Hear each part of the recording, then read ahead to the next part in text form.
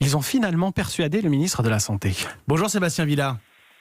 Bonjour. Vous êtes étudiant en 4e année de médecine, vice-président de l'Association nationale des étudiants en médecine de France. On va rappeler que les étudiants en médecine travaillent à l'hôpital. Vous avez formulé 20 propositions et c'est grâce à cela d'ailleurs que vous êtes présent aujourd'hui à la table des négociations. Vous parlez d'une double peine, précarité de statut et précarité financière. Oui, absolument. Actuellement, les étudiants en médecine subissent une double peine. D'un côté, une précarité de leur statut, c'est-à-dire que leurs droits ne sont pas respectés. Ils dépassent pour la moitié d'entre eux le maximum légal de temps de travail, c'est-à-dire 48 heures.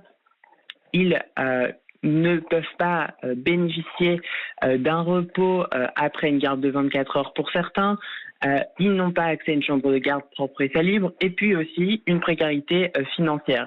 Je pense qu'il faut rappeler l'indemnisation des étudiants en médecine de 4e année, c'est 1,29 € de l'heure. Cette situation n'est plus acceptable.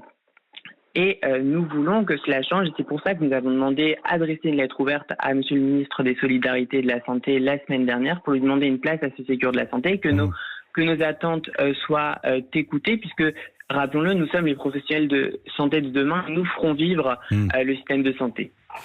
Alors on sait que l'amélioration du système, notamment, ça passera par un désengorgement. Vous demandez aussi, on a lu vos propositions et on a retenu celle-ci, vous demandez à ce qu'on facilite l'installation des jeunes médecins diplômés. Oui, absolument. Il faut faciliter l'installation des jeunes diplômés. Et puis, pour faciliter l'installation des jeunes diplômés, il faut leur permettre justement d'aller découvrir qu'est-ce que sera leur future installation. Il faut leur permettre d'aller sur les territoires, de leur ouvrir des stages hors échus dans les centres hospitaliers périphériques, mais aussi en ambulatoire, dans d'autres services que la médecine générale. Mais pour faire cela aussi, il faut les accompagner. Pour y aller, il faut leur donner par exemple une indemnité d'hébergement pour cela. Merci beaucoup Sébastien Villard, merci, étudiant en 4e année de médecine, vice-président de l'Association nationale des étudiants en médecine de France.